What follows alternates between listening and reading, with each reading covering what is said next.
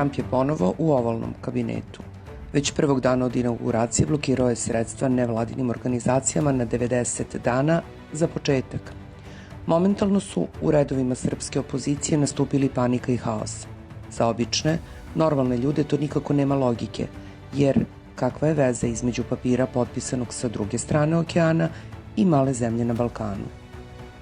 Na sreću nekih, ali i ne baš toliko zadovoljstvo onih drugih, 21. vek omogućuje informacije na klik, a sve ostaje trajno zabeleženo. Dakle, zahvaljujući autogramu predsjednika Amerike, Nacionalna zadužbina za demokratiju, poznatija kao NED, Nacionalni demokratski institut, Međunarodni republikanski institut i vladina organizacija Sjedinjenih Američkih Država, poznatija kao USAID, zavrnuli su slavinu. I koga je to direktno pogodilo? Verovali ili ne, gotovo sve opozicione lidere, ali i one medije koji rade samo i isključivo kao produžena ruka stranih službi koji ih i plaćaju. Narodu najpoznatiji su Dragan Šolak, njegov imenjak Dragan Đilas, Marinika Tepić, Aleksandar Jovanović Ćuta, Radomir Lazović, Savo Manojlović, kompletna porodica Cicvarić, Dinko Gruhonjić. Bez američkog novca su ostali, a šta je sa ostatkom Zapada, kome nije potrebna samostalna, uspešna, suverena Srbija koja se drži svog kursa i pristaje da radi samo i jedino u interesu svog naroda.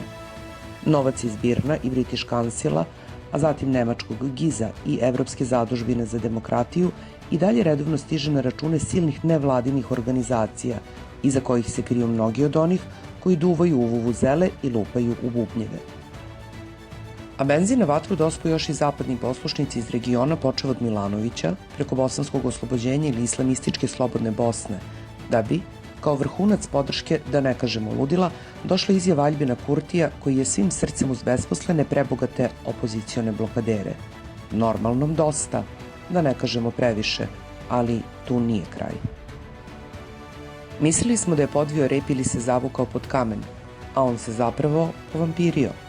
Vajni prešjednik Milogoraca, kojim je gotovo došao glave, pružio ruku jednom od najpoznatijih kartela u ovom delu sveta, Kavačkom klanu, i finansijski podržao proteste u Srbiji ne bi li obezbedio sebi podršku za povratak na vlast u narednom periodu. Sugrađani, sunarodnici, Srbi, da li je stvarno došlo zadnje vreme da nam kapu i zemlju kroje najgori? Da li je iko od njih bolji ili pametniji od nas? Pa čiji su Tesla, Pupin, Andrić? Prst na čelo, brat uz brata i rame uz rame, da ne dozvolimo nikome i nikada da nas zavade i razdvoje za njihovo dobro, a našu propast.